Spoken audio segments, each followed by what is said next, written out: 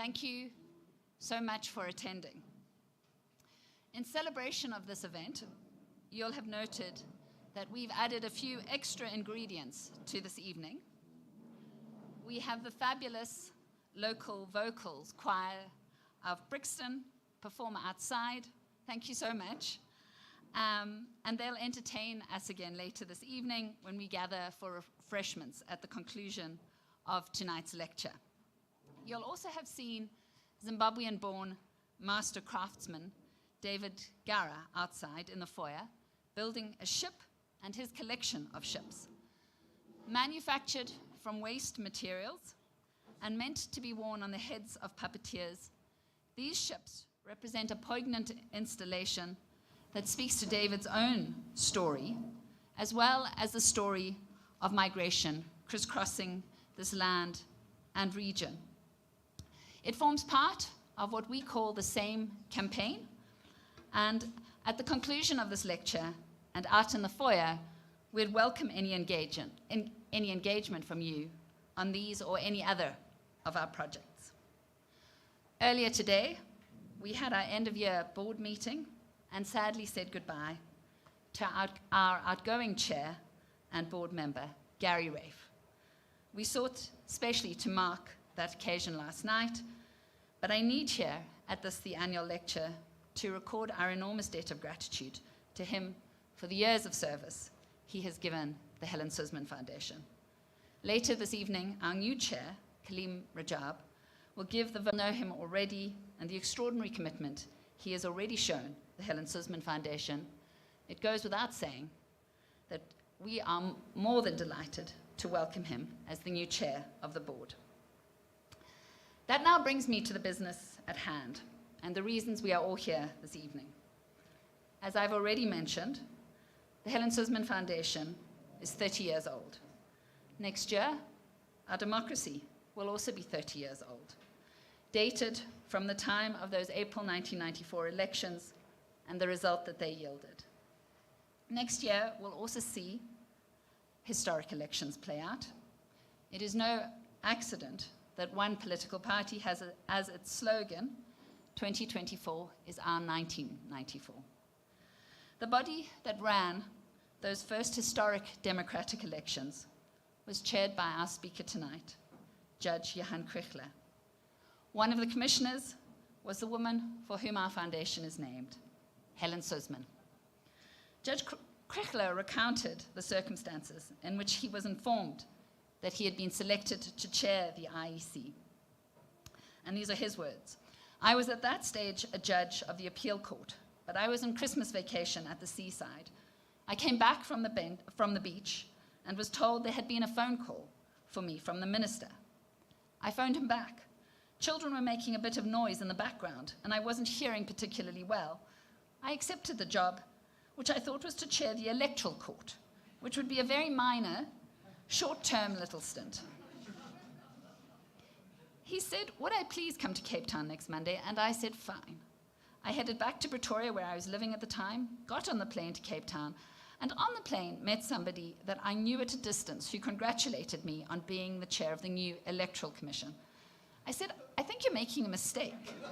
I'm chairing the Electoral Court. He said, no, you've made a very serious mistake, sir. That's how it happened. I fell into it by default and mistake. It's pretty amusing, but when you realize, as I hate to confess, I only did this afternoon, that phone call happened in December 1993. The first meeting of the brand new commission happened in January of the new year, and the elections were held 4 months later in April 1994. I am almost disbelieving of the miracles in organization, planning, logistics, contingency arrangements that would have had to have occurred in that tightly squeezed time frame. And you need to consider that those elections were beset by political violence. We had an electorate, fully 80% of whom had never voted. There was no voter's roll. And yet when I remember that it was headed by Judge Kreigler, that it had commissioners of the caliber of Helen Suzman, electoral provincial officers like Selma Brody, who was Helen's great comrade in arms, and I had seen and hoped that she would be able to join us tonight. It still seems miraculous, but much more comprehensible. Judge Kreigler went on to serve the last 8 years of his career on the bench on the Constitutional Court.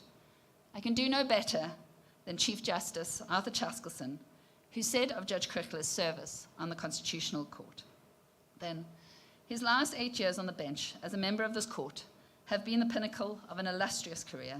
He has been a wonderful colleague, bringing to the work of the court his years of experience, his acute mind, his writing skills which he shared with us all, and meticulous attention, not only to the judgments he wrote, but also to the judgments of his colleagues. His sharp, and at times some would say explosive comments ensured that counsel did not stray from their task. Throughout these 8 years, he has thrown himself into the work of the court, taking on numerous responsibilities within its structures, and without reservation has committed himself to the new constitutional order and the transformation that it demands. Judge Chaskalson went on to say, when we broached with Justice Kreigler our intention to record publicly our appreciation of his contribution to law and our evolving constitutional jurisprudence, he evinced both displeasure and discomfort, but ultimately relented, saying, not more than 5 or 6 words then, and I agree. And so I have to say I feel comforted in my trepidation in that it was something that was shared by Chief Justice Chaskalson. I'm not even going to begin to chronicle Judge Kreigler's many projects post his retirement from the Constitutional Court. But what is clear is that his extraordinary service that he did this country as chair of the first Independent Electoral Commission was translated into a globally renowned expertise in electoral matters. He has engaged in electoral missions under the auspices of the United Nations, the African Union, and other international agencies, notably in Timor-Leste, in Kenya, in Afghanistan, and in the Maldives, but in many others besides. In 2008, he headed a 6-month African Union inquiry into Kenya's violence-torn 2007 presidential election, and subsequently spent close to a year in Afghanistan, adjudicating disputes arising from the 2010 parliamentary elections. All told, he has made his expertise available in recent years on judicial and electoral matters in some 20 countries across 5 continents. There could be no one better placed to give tonight's lecture than him, titled Elections, Facts and Fantasies, and no better time to give this lecture than tonight, almost 30 years since those first historic elections, facing another potentially historic election. I could go on, but I won't, because I do live in some fear of Judge Kreigler. But what has not been spoken of tonight is his incredible extracurricular dedication and commitment to our public life, his involvement in multiple illustrious civil society organizations, at Lawyers for Human Rights, the Legal Resources Center, Section 27, founding Freedom Under Law, being the exceptional friend he has been and is to the Helen Suzman Foundation. I had the tremendous good fortune of working with him at full. I say that I have some fear of him, and I do. If your thinking is lazy and unreasoned, your expression woolly, you aren't able to bring a fair, judicious mind and an open, compassionate heart to the matter at hand, woe betide you. But there are few South Africans more exemplary, more principled, and more courageous. And if all of us had a little bit more of Justice Kreigler in us, we'd be a country in a far different place. And I'm so grateful to be able to ask him to deliver the lecture.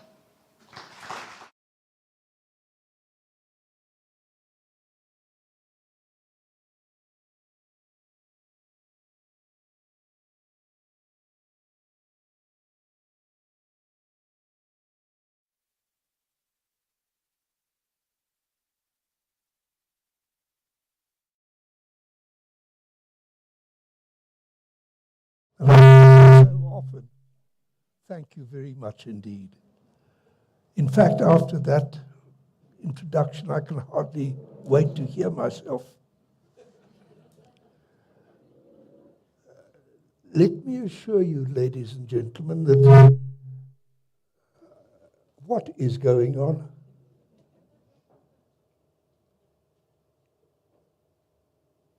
Young man, it's difficult enough.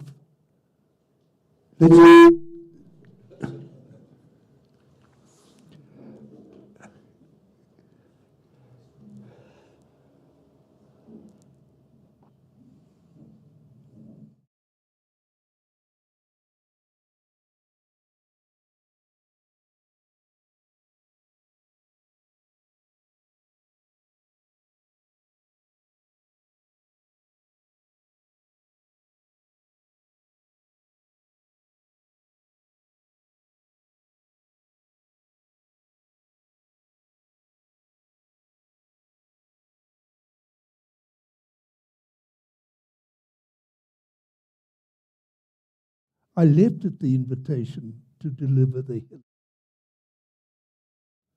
And I did so primarily to pay homage to our greatest parliamentarian.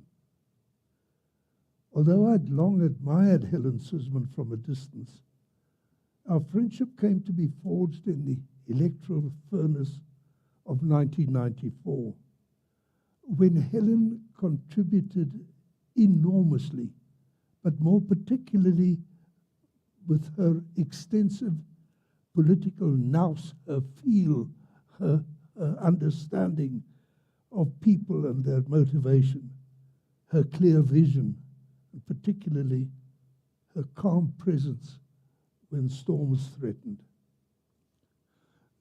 I vividly remember a day when the IEC sent a delegation to Botswana to go and try to persuade the cabinet of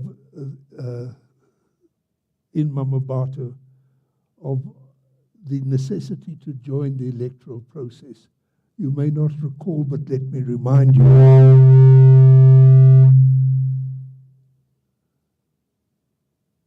At the time, there were a number of boycotters of the electoral process, people who were not going to join in, inter alia the Bob government.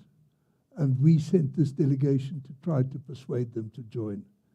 It turned out to be vain, but the point of my story is this, that there was chaos in Mambata when we got there, and we were bundled into a Casper to get to the cabinet offices, and we were inching our way through the crowd, very, very tense and very, very nervous, when Auntie Helen produced a hip flask of scotch from her handbag. The crisis was over. Hail to Helen, the great parliamentarian. It was a tremendous privilege to work with her, and I welcome the opportunity to repeat my gratitude to her. For me personally, the invitation also offered a fitting platform to acknowledge years of fruitful cooperation with the HSF. Nicola's mentioned it in passing. I want to thank her. I want to thank her predecessor, Francis Antoni, for tremendous support, moral and otherwise, in our joint efforts and in our separate efforts in promotion of the rule of law and liberty in our country. But for the two of them, I would like to say in public, I acknowledge with admiration your fearless and steadfast leadership that not only achieved many courtroom successes, but has served as an example to me, and I'm sure to many others in the civil society field. You were an example and an inspiration. I also wish to acknowledge on this celebratory occasion the tremendous work that the HSF has done. It doesn't really need my praise, but I would like to record formally that the HSF has been in the front rank of CSOs in this country for years. It is an example to all. We as a country owe the foundation a debt of gratitude for its principled and courageous leadership and vigilance in promoting and protecting the values enshrined in the Constitution. Right now, even as I speak, the HSF needs our support more than generally. It faces unwarranted ministerial aggression, hostility, for merely doing its job, for seeking to challenge what it saw and what many others saw, including myself, as being unlawful conduct or threatened unlawful conduct by government vis-à-vis Zimbabweans who have been in the country lawfully, many of them, most of them, overwhelmingly, fruitfully and usefully. This did not warrant the reception their litigation received from the Department of Home Affairs. It certainly did not warrant the associated vigilante thuggery towards Nicole personally and towards the staff of the HSF. This merely because they expressed publicly opposition to xenophobia. Nicole, stay there, keep on, we have your back. After those niceties, let's get on to the actual topic of the presentation. I thought I could best use this prestigious forum by reflecting on our upcoming elections, and to do so from my particular, rather peculiar perspective. I say rather peculiar because I'm not a political scientist, and though I'm a lawyer, I speak rather as someone who has worked in and around the world in many, many messy elections in inhospitable places, some of them mentioned by Nicole. What I found particularly educative was being shot at in Timor, being sentenced to death in Afghanistan, and being unceremoniously kicked out of Zambia in the course of the years of work that I did. I learnt a good deal, and some of those lessons are still useful today.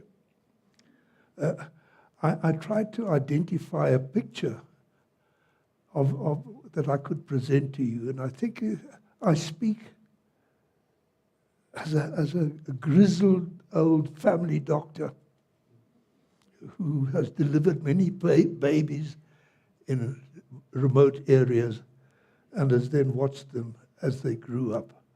I have few illusions about elections, election manifestos, election managers, and above all, lawyers when they get involved in constitutional disputes.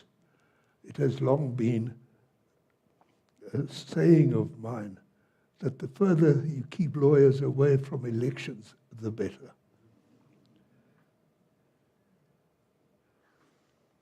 Probably the most important lesson I have learned is that while admittedly the legal framework of the election is foundational, but first and last, elections are not legal processes. They're political processes. They're political undertakings in which the players are politicians, in which the stakes are political, the disputes are political, and consequently, a suspected defect should be examined in a political and not a purely legal light. And it is in that sense that I have looked at the allegations that have been bandied about the shortcomings of our electoral system. Now let me pause for a moment. I don't want to get technical. It's not a technical lecture. Overtly not technical. But we do have this system of proportional representation, which was foreign to most white South Africans, to most all South Africans. We'd had a system where you got elected in a constituency under your own name, and as in the United Kingdom or in America. In terms of the Constitution, we have a proportional representation system, which means that you don't get elected in your own right necessarily. It's a system in which parties compete, not individuals, and parties are given seats commensurate with the number of votes they draw in a general election. In other words, the purpose of the election is to reflect in the legislature the split of public opinion out there in the country, and proportional representation does this virtually exactly, certainly far more precisely than any other system. It is said, and that's the subject, one of the subjects I wish to touch on, it is said to lead to a lack of accountability on the part of the people who are elected on the party list, and this is said to compare badly with the way it is when they are elected in their own name in a constituency system. Having said that, let me revert to the general discussion and make the important point that elections are extremely complicated processes. They are administratively and legally very complex indeed, very challenging. But societally, they're much more complex and much more challenging. Elections are an ongoing process, or part of an ongoing process that reaches intermittent peaks, but they are seated, embedded in a society. They grow in the society, they are nurtured in the society, or they are neglected in their society. And when you tamper with such a multifaceted, deeply societal organism, you do so at your peril. You should tamper with established electoral rules, customs, practices, with the greatest of caution. And you should be mindful that there are often, usually, unintended and unforeseen spin-offs, many of them emerging at the most inconvenient time of an electoral campaign. Therefore, when dealing with an adequately functioning electoral system such as ours, you don't interfere. If it ain't bust, don't fix it. You change the rings of an old car and you blow the gasket. In the case of an election, you fiddle with some regulation and you may well cause a great deal of unforeseen damage elsewhere. In any event, before you tamper, make quite sure you have diagnosed the cause of the perceived problem. More often than not, virtually always, it is human fallibility rather than a systemic fault. 9 out of 10 times, pilot error is the cause of a plane crash. In the case of elections, likewise. And what does that mean for us as we look at these upcoming elections? Well, we see that political commentators and pollsters and other electoral prognosticators agree that those elections are likely to be much more competitive than anything we've experienced heretofore. I have watched our elections closely, and I have been both proud and grateful that the IEC delivered an unbroken chain of good elections. I secretly wondered whether much of the success was because those were essentially one-horse races where Anybody can be the umpire in those circumstances. Whether or not that is so, I think we may find out next year. But in any event, the fact is that our track record as an emergent democracy has been outstanding. Remember where we come from, the animosities, the atmosphere in our country in the 80s and early 90s. And we have managed to conduct 6 peaceful, undisputed national and provincial elections. And of course, umpteen municipal elections. I don't think we are sufficiently aware of the enormity, the scope of that success. We can be rightly proud of our electoral record up to now. Anyway, now for the first time, the ANC seems likely to face stiff competition from political parties of substance and from a host of Lilliputian parties. The tighter contests in elections mean heightened societal and inter-party tensions, proliferation of rumors, multiplication of accusations and complaints, and of course the temptation to play tricks, not all of them legal or ethical. In addition, in any election, the mood of the electorate is crucial. Our amateurish effort of 1994 succeeded, notwithstanding all of its faults, because the people of South Africa wanted that election to succeed. Inspired by wise leaders, the nation eagerly welcomed it as a rite of passage and was prepared to put up with all sorts of shortcomings. Today, by way of stark contrast, there's a dark mood afoot in the country across all sectors of society.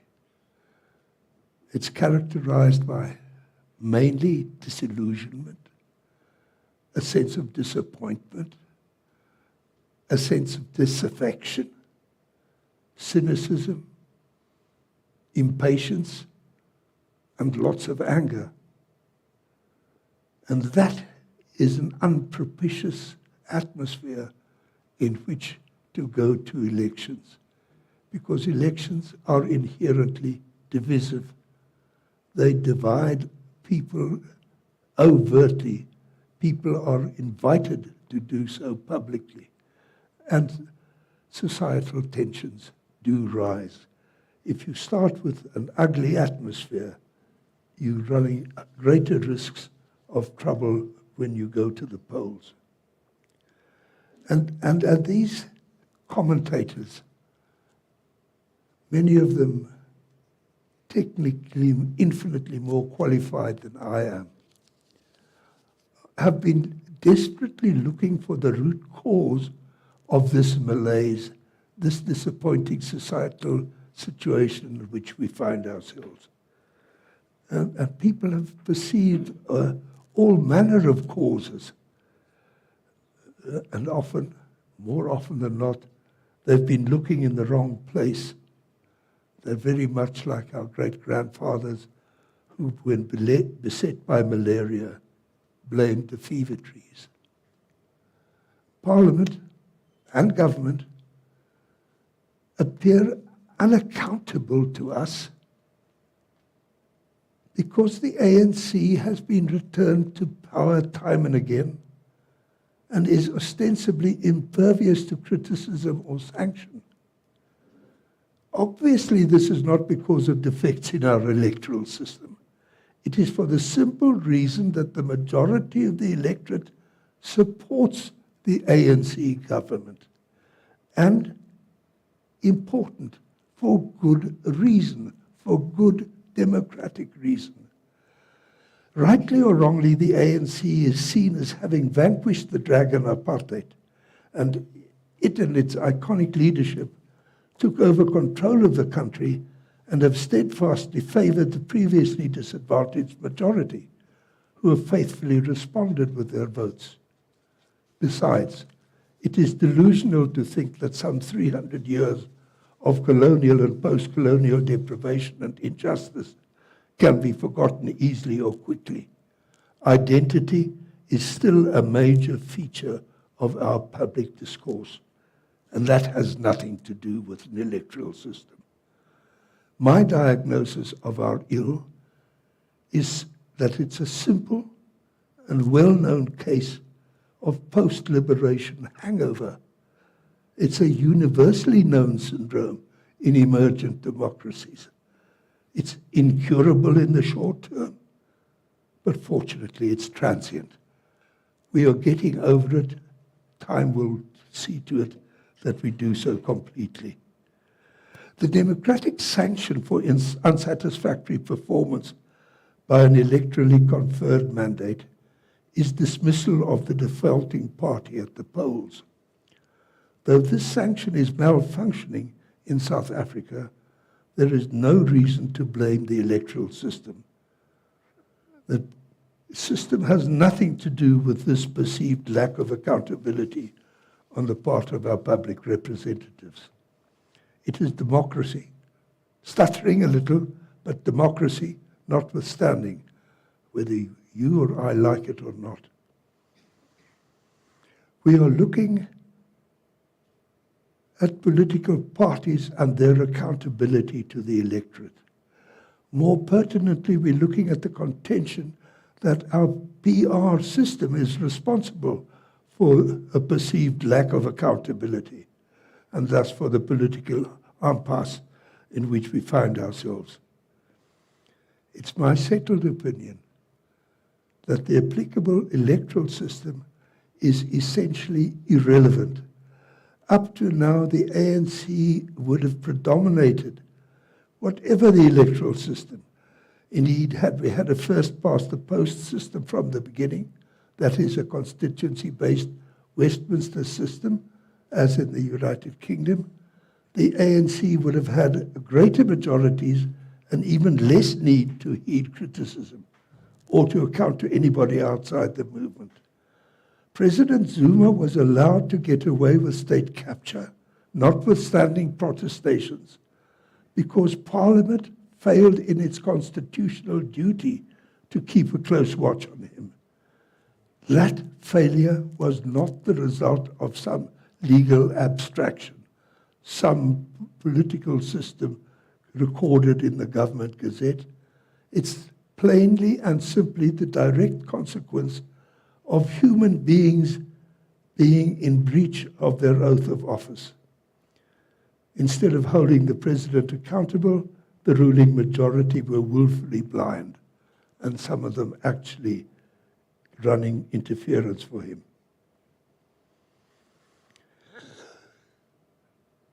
As a lawyer and as a political observer of elections, I state without hesitation that the law cannot generate the necessary political will within the ranks of the ANC for their parliamentarians to do their duty. Political will changes the law. Law doesn't change political will.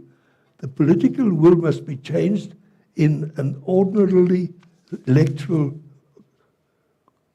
combative, oppositional way. You can't do it by a stroke of a pen or by a judicial fiat.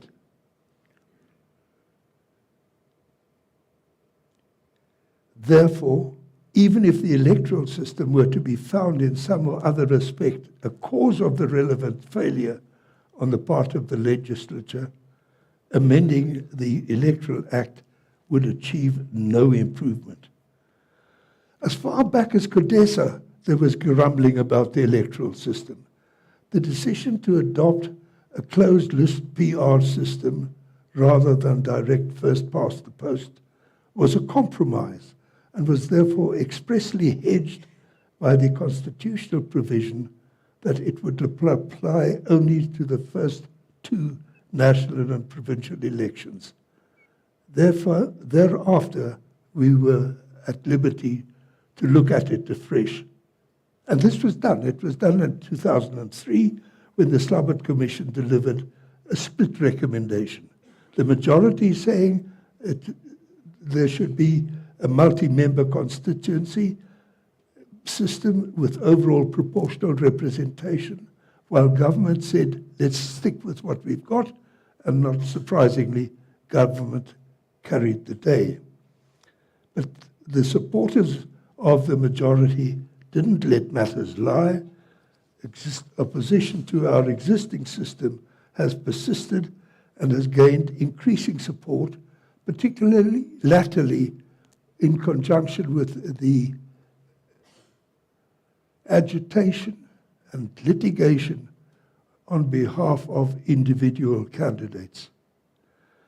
To this day, influential voices persist in agitating for a first-past-the-post constituency system, usually ascribing the lack of accountability on the part of PR-elected representatives as the cause. I repeat, this lack of accountability has got nothing to do with the electoral system. The process was examined closely way back in 2015. Professor Stephen Friedman did an exhaustive research and report on behalf of CASAC, and he concluded, and I quote, "The evidence does not support the view that direct election of representatives automatically ensures accountability." Now, of course, we know this. We know that anybody over the 50 remembers what things were like in the old South Africa when we had a first-past-the-post system and where the National Party could nominate the gatepost in the Waterberg constituency, and the gatepost would get elected. True enough, the MP would be Gert, and the constituents could talk to Gert in the street or at the co-op. But Gert was not accountable to them. He wasn't nominated by them. He was nominated by the party. He was accountable to the party. He could not be renominated unless a party agreed with him. There has never been true accountability on the part of the Member of Parliament in whichever electoral system. There's been an accountability to the party. And whether the party is accountable to the country is unrelated to the electoral system.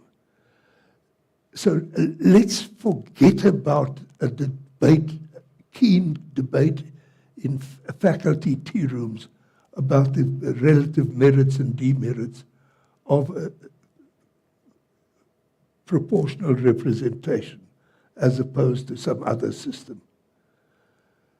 May I also say that I am profoundly upset by the proposition put forward by thinking, intelligent people that what will fix our system, what will make Parliament responsible and accountable, is the election of individual people in their own right to go and sit in Parliament as singletons themselves. Ladies and gentlemen, that is twaddle. Do you know how Parliament works through systems of committees? Do you know that a single person simply cannot do her or his job as a parliamentarian alone? You will be lost. You will be lost in your solitude. You would be accountable to nobody. To whom is an individually elected representative accountable? to which of the 80,000 that would have had to vote to get her or him elected. It's a false argument. It is a red herring. It is a fever tree to blame the absence of individual members in Parliament. Please, I emphasize, I'm not in any way discussing the legal issues that were debated in the New Nation case. I happen to disagree with the majority and think that Judge Froneman was correct, but that's beside the point. We are dealing here with the political desirability, the benefit for you and me, the increase in accountability on part of the legislature to us. And if you think that that will be advanced by nominating, and in the very unlikely event of it happening, electing an individual member to Parliament, I suggest to you that you go and spend some time in Cape Town and go and see how Parliament actually works.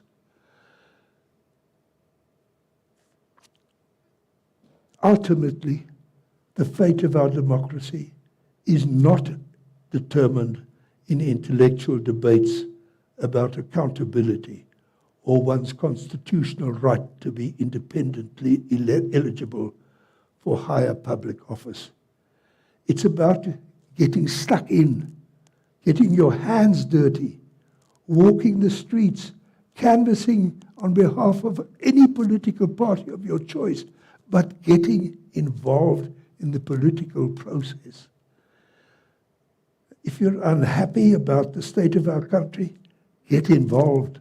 Start by ensuring you and your household are registered, and then volunteering to promote the registration of the millions of voters who've been left behind.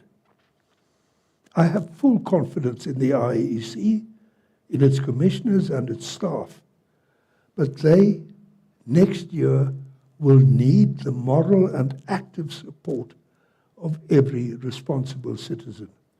It's going to be a rough ride. They need our support.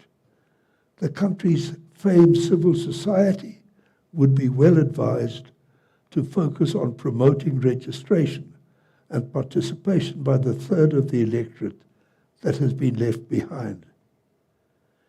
If 2024 is to be the watershed you wish for, I remind you, it is not in our stars, but in ourselves that we are underlings.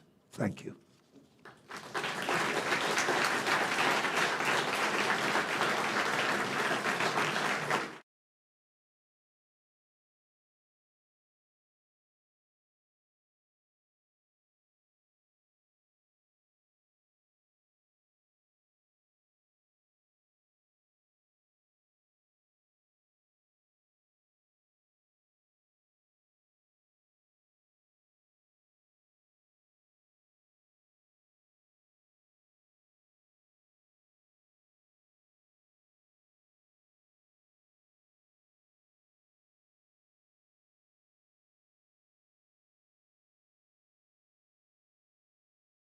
Mark Oppenheimer from the Johannesburg Bar. Judge Kreigler, thank you so much for your lecture. I've got a couple of very short questions. The first is that the EFF have expressed concern about SADTU acting as IEC officers, given that they're part of the ANC's tripartite alliance. The second is... No, say that. I'm not hearing you. Speak more directly into the microphone, please. So my first question is that the EFF has expressed some concern about SADTU officials who are part of COSATU and part of the ANC's tripartite alliance acting as election officers for the IEC. Do you share that concern? The second is it possible for the ANC to split and form a coalition with other parties, given that we no longer have floor crossing? Well, the first I can answer. The second, I don't think anybody can answer. Legally, if not possible at the moment, if indeed it happens and they are the majority, they'll make the law. That's no problem. In terms of the Constitution, it certainly is not ruled out.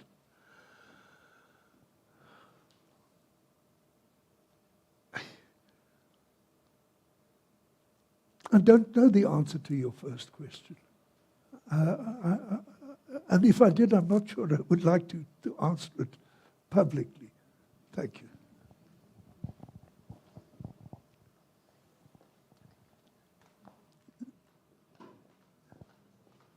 Thanks. Good evening, Judge Kreigler. Peter de Tooy from News 24. How concerned should South Africans be of a governing party that might be reluctant to accept election results that might not go their way, given, like you said, it's been one-way traffic for almost 30 years? Thanks. Peter, I'm not an apologist for the ANC. Heaven help me, I'm not even a supporter. I do have confidence in the integrity of the basic leadership of the party, that if they lose at the polls, they will go. I think so largely because I don't think the public of South Africa will put up with Trump tricks. I think we should be concerned about what will happen in terms of the rules. If somebody transgresses, we will have to cope with that. As at present, I think it's a concern that would distract us. We must get rid of them if we want to get rid of them, if you want to get rid of them in the ordinary way. I don't think they will not go if voted out. I don't think their own rank and file will allow them to do that. I repeat, however, I'm not a prognosticator. I can only go on the probabilities, and that's my guess. Anybody else? Yes. Over there? Good evening to everyone. So my question is around voter apathy. Firstly, what are your thoughts on apathy, particularly in the youth? Because when we look at the number of youth who's registered, it's appalling. And secondly, what sort of, as someone who was there for the birth of democratic elections, what would your message be to those apathetic youth? The IEC reports that the profile of the electorate compared to the population reflects a very poor representation, an infinitely poorer representation of the below 30, the 30 to 18 cohort. But that's not abnormal. In fact, that's it. That's a universal feature of stayaways in elections. I do believe that there is, at the moment, a remarkable upsurge of political interest among South African young people. And I am fairly confident that if properly canvassed and properly motivated by civil society, the political parties of which are part, we can see a significantly better turnout among young people. As far as a message to them is concerned, the IEC's poster says it all. Or maybe not it all, but most of it. It's their country. It's their election. Exercise their right in terms of their constitutional backing to make the country of an image that they desire. They can do it. As I say, they're grossly underrepresented on the registered profile.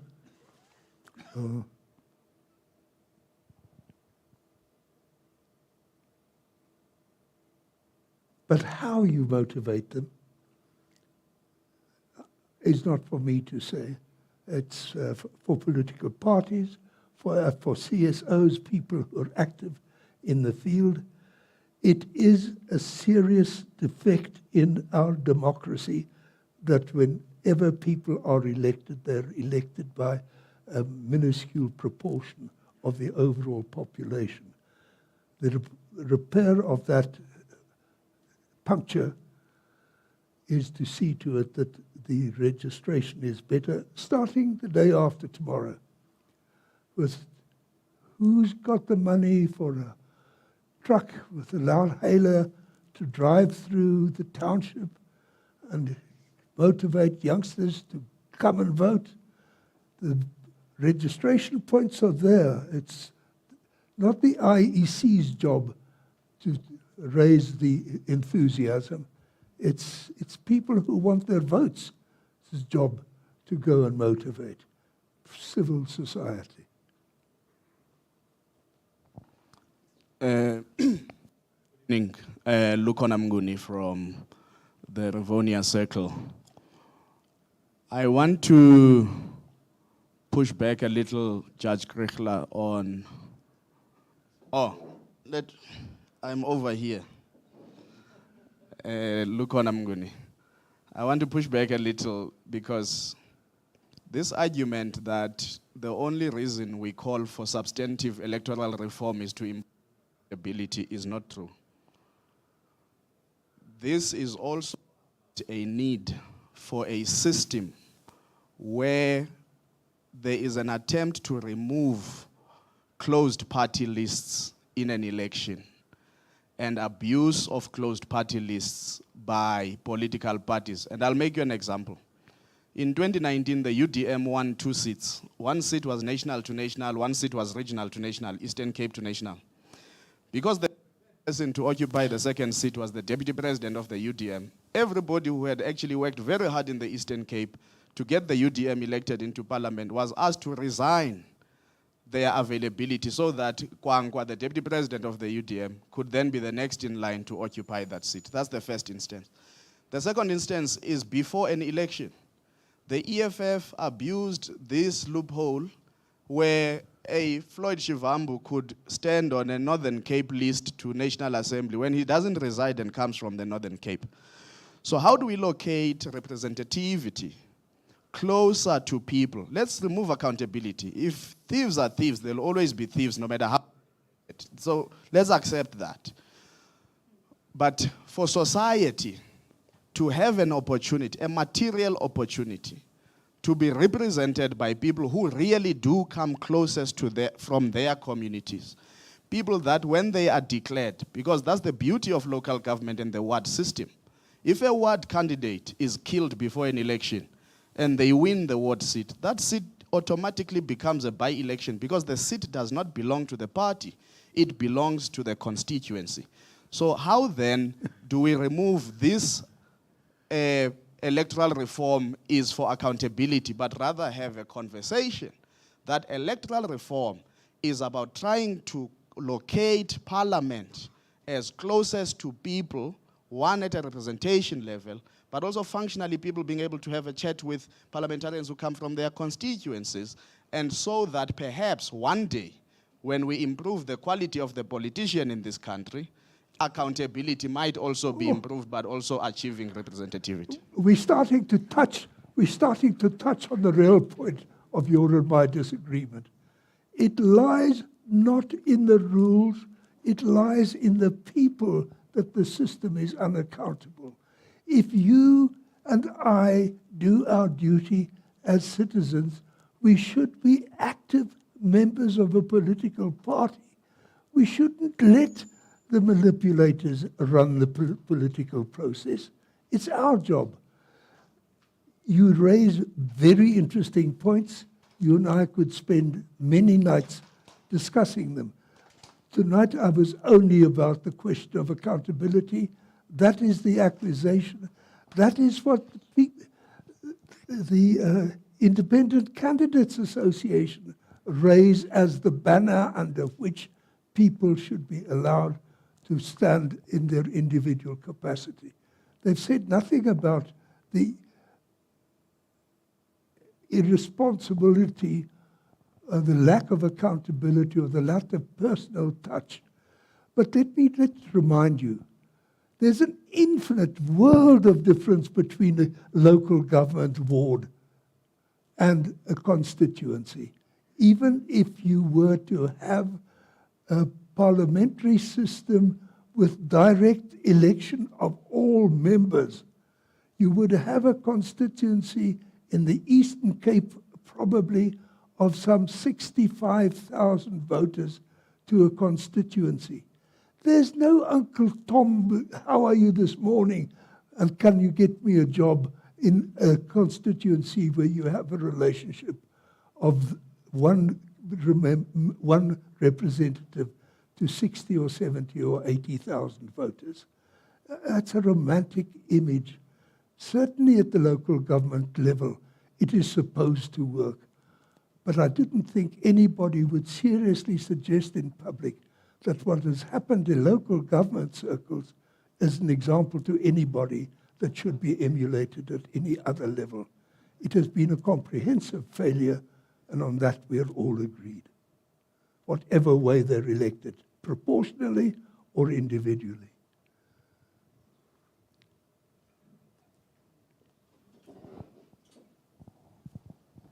Good evening.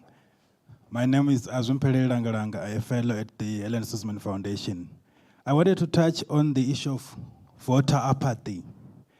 I wanted to get your sense on whether or not we should maybe start thinking of having compulsory voting as they do in Australia and Brazil. Thanks. I think the consensus of opinion among informed opinion is that compulsory voting is a gimmick. It doesn't even work in Australia that well. Your opportunity to vote is not a compulsion to vote. Myself, I think if somebody is sufficiently apathetic not to want to vote, they should be entitled to stay away. And very often a stay away is also a way of expressing an opinion.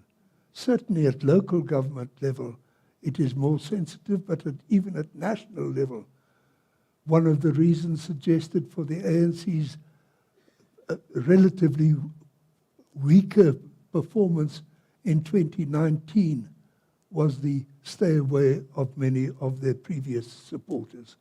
I think it's a mistake to do away with the negative vote. Sally Gandy here. Thank you, Justice Kreigler. I'd like to talk about the IEC and trust in the IEC. So there's a 2021 Afrobarometer study which speaks to the levels of trust in the IEC being at 1/3 of the population, with trust from younger people in the population being significantly less. How do we, as an electorate, protect the IEC, particularly in a highly contested election where fingers tend to get pointed at the electoral body?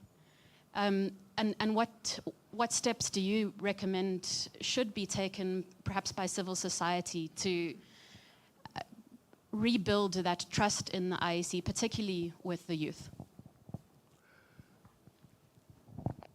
Once again, I speak not as a lawyer, but as an electoral administrator of some experience. The question that was asked earlier ties in with what you're asking now. What is the relevance of the fact that the majority, or a significant whack of the IEC's electoral staff are or will be members of the ANC? I see no difficulty with it. Let's start with political reality. Elections are not won or lost they're not stolen on polling day. They are not lost by dishonest means practiced on polling day. Infinitely more important is what happens in society in the years between elections, even before the campaign starts, in the long run-up to the election, how political parties behave themselves, what government does. Elections are not events only on polling day. They are affected much more substantially by what happens in between.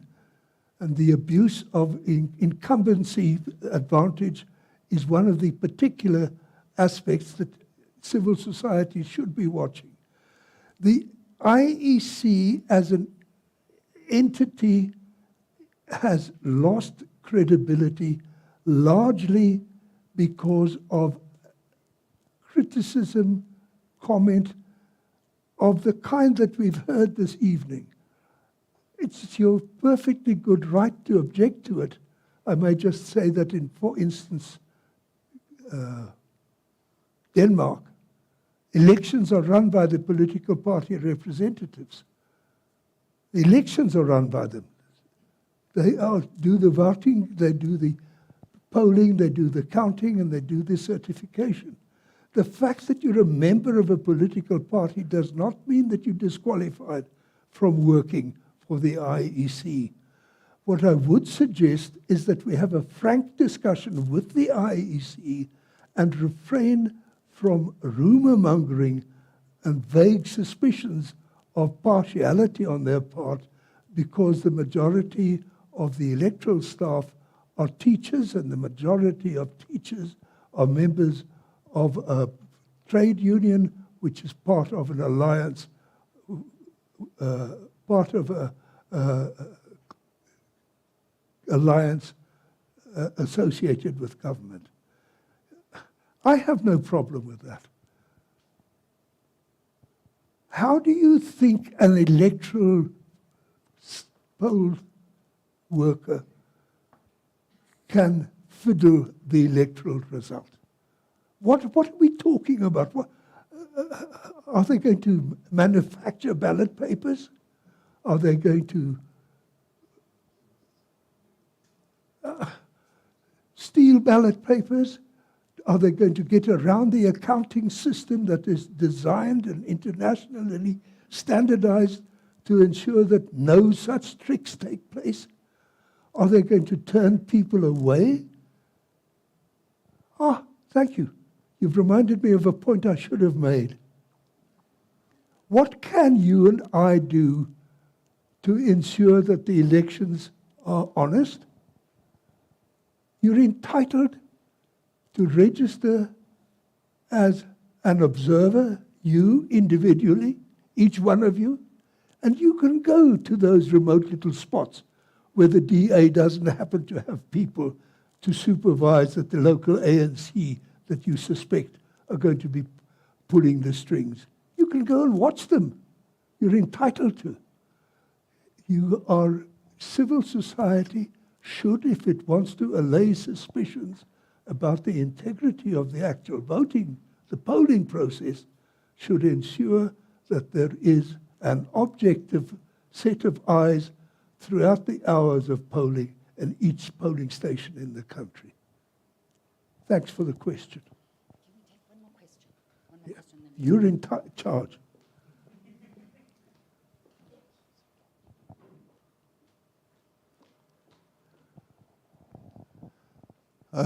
Judge, it's Dolf van die Kerk.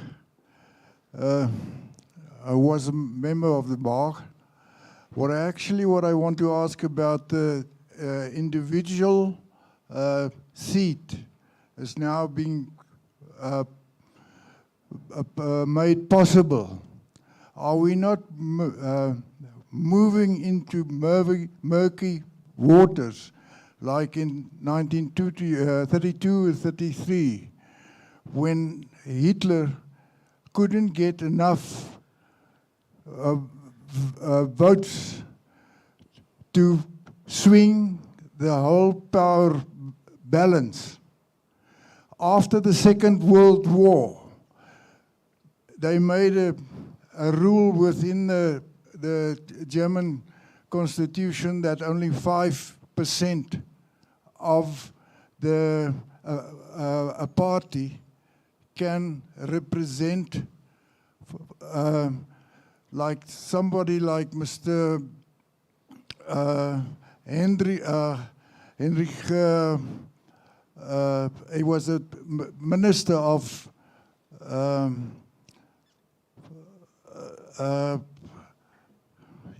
the foreign affairs. He, with 5%, he had ruling with the Christian Christian Party, CDU, CDP, and also the Social Party, to get some balance, or also to get some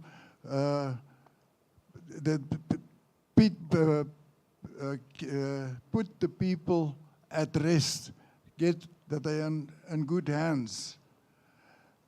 These one-seated representatives, at this stage, is not going to be a big problem. I think you mentioned it a bit earlier.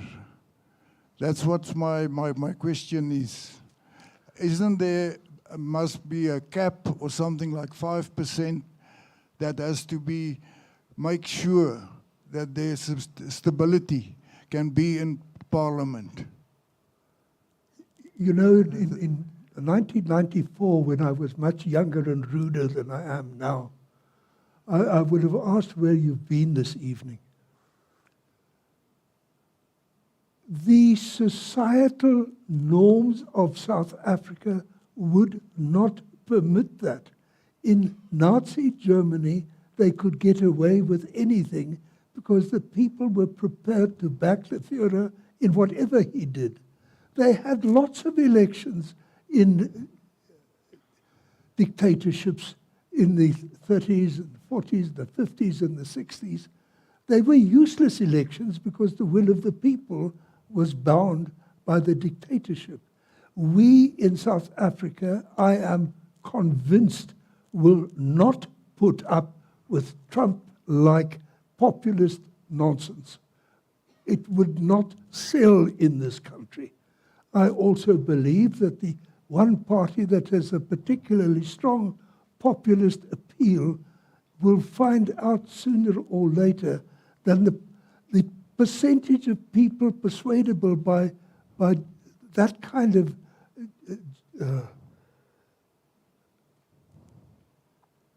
gymnastics is limited. There's a decided level of common sense in the South African electorate and a decided sense of what is permissible and what is beyond the pale. Admittedly, there are areas of KwaZulu-Natal where candidates are eliminated, not at the ballot box, but at the bullet point. But that is disapproved of by the overwhelming majority of all sectors of society, or the large, overwhelming majority of South Africans are prepared to stick to the rules of democracy. I think we have learnt a good deal in the last 30 years, and we have certainly become a much more stable and mature electorate than we were in 1994. Thank you. Thank you.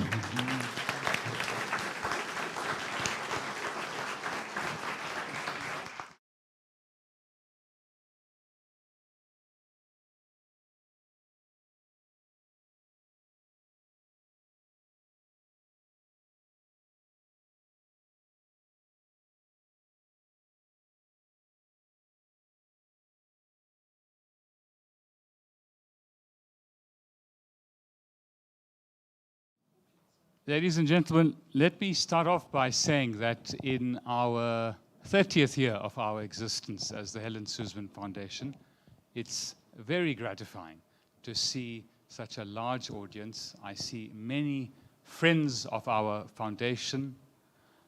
I see many civil society actors who are our friends, who are often our coalition partners. And I think a lot of you here tonight would take encouragement or be encouraged to know that through the work that Nicole and her team have done this year, in the face of much intimidation, it has meant that in an unintended way, we have lived up to one of the defining characteristics of the person whom our foundation takes its name from, the person who Judge Kreigler has called our greatest parliamentarian, and that defining characteristic being courage under fire. I think that the work that Nicole and her team has done this year will give you a lot of encouragement to want to continue to be friends of our foundation, coalition partners of ours in the future, and we really thank you for your support. Judge Kreigler, if I may, turning to your lecture, it was a really useful tonic to the countervailing narrative about the inevitability or the need for electoral reform and that it's going to be necessarily a panacea. Or in fact that it needs to be changed. And in doing so, you've reminded us of why yours, in my view, is one of the more distinct voices that we are lucky enough to have in our society. And also, what an important institution, we should never forget, what an important institution the IEC has been in our journey to democracy. I know you said that for many years it didn't really matter what electoral system we had, what measuring system we had, because the ANC was always going to win. But I think we should never forget that you cannot contemplate moving from a system where our people, where our people's voices were denied, to a system where they finally could find utterance, when the mechanisms for formally recording that were not beyond reproach. And that was what the IEC did under your tenure in 1994. It was a beacon of excellence then, and it is so important that it is a beacon of excellence now, especially as you say, when we need to be vigilant in a dark space when it's not going to be a one-horse race necessarily. Judge Kreigler, you also talked about activism and accountability, and that was incredibly useful for us. It does seem to me, though, a theme that we have been working towards as civil society and in our foundation and in some of the memorial lectures recently, has been not just on accountability, but on the need for strong institutions and on what we can do to help ensure strong institutions. I'm so glad to see Ivan Pillay here tonight. He delivered our memorial lecture last year, and we really benefited from listening to Ivan last year talk about the small, unglamorous, but concrete steps that need to be replicated time, and the rigor with which it needs to be replicated time and time and time again at SARS in order to fulfill its social justice mandate. And this evening, Judge Kreigler, you've reminded us that the same thing needs to happen at the IEC, these small concrete steps at a time when we have to remain more vigilant. If I may, just quickly, Judge Kreigler, also pay tribute to you, because beyond the IEC, you've played such a profound role in our jurisprudence and shaping our country's jurisprudence. And even beyond the the areas of the IEC and what you've done in the areas of jurisprudence. As chairman of Freedom Under Law, you've really played your part in forging civil society's strong role in ensuring justice for all. Ladies and gentlemen, the HSF and FUL have historically shared such a close bond, both ideologically as well as through strong interpersonal relationships through you, Judge Kreigler. And that is why, in our 30th year, I was so happy that you agreed to deliver the Helen Suzman Memorial Lecture. Thank you for your thoughtfulness tonight, and thank you for everyone being here tonight. It has been a really wonderful evening for us. Thank you.